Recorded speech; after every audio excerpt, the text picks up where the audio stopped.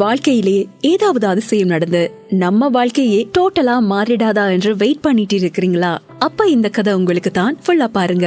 ஒரு அடர்ந்த காட்டுல நிறைய விலங்குகள் ரொம்ப சந்தோஷமா வாழ்ந்து வந்து கொண்டிருந்துச்சு. ஆனா எதிர்பாராத விதமா ஒரு நாள் காட்டுல பயங்கரமா தீப்பிடிக்குது. ஆனா அது காட்டு தீ என்றபடியா ரொம்ப வேகமா பரவ ஆரம்பிக்குது. இத பார்த்த எல்லா விலங்குகளும் வேகமா அந்த காட்டை விட்டு ஓடி போகுது. பக்கத்து ஊர்ல இருந்த மக்களும் காட்டு தீய அணைக்க அவங்களும் முடிஞ்ச அளவு முயற்சி செய்யறாங்க. இத எல்லாத்தையும் ஒரு மரத்துக்கு மேல இருந்து ஒரு சின்ன குருவி பார்த்துட்டு இருக்கு. ஆரம்பத்துல அந்த குருவியும் மத்த விலங்குகள் மாதிரி அந்த காட்டை விட்டு போயிடலாம்னு நினைக்குது.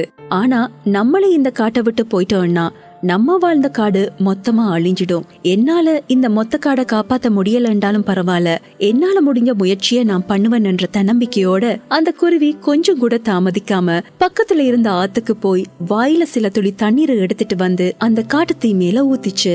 நெருப்புல எந்த மாற்றமும் இல்ல. ஆனாலும் அந்த குருவி சோர்ந்து போகல. தொடர்ந்து தன்னால முடிஞ்ச ஆற்று நீரை தன் வாயில எடுத்துட்டு வந்து காட்டுத்தீ மேல ஊத்திட்டு இருந்துச்சு. இதையெல்லாம் பார்த்துட்டு இருந்த ஒரு கழுகு அந்த சின்ன குருவிய கிண்டல் பண்ணி சிரிச்சது மட்டும் இல்லாம, அட முட்டாள் குருவியே, இவ்வளவு பெரிய காட்டுத்தீய உன்னால தனியா அணைக்க முடியுமான்னு கேட்க அந்த குருவி சொன்னது என்னன்னு தெரியுமா?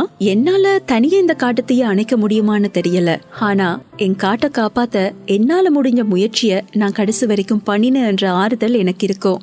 ஏதாவது பிரச்சனைன்னா அதை ஃபேஸ் பண்ணுவனே தவிர யாராவது வந்து காப்பாத்துவாங்கன்னு நான் காத்திருக்க மாட்டேன்னு சொல்லிச்சான். இந்த சின்ன குருவியோட தைரியத்தை பார்த்து வியந்து போன கடவுள் ஒரு கடுமையான மழைய வரவழைச்சு அந்த காட்டு தீய அணைச்சாராம். இந்த கதையில வார மாதிரி தாங்க வாழ்க்கையில நம்ம எந்த முயற்சியும் எடுக்காம ஏதாவது ஒரு அதிசயம் நடக்குமான்னு எதிர்பார்க்கறதுல எந்த பலனும் இல்ல.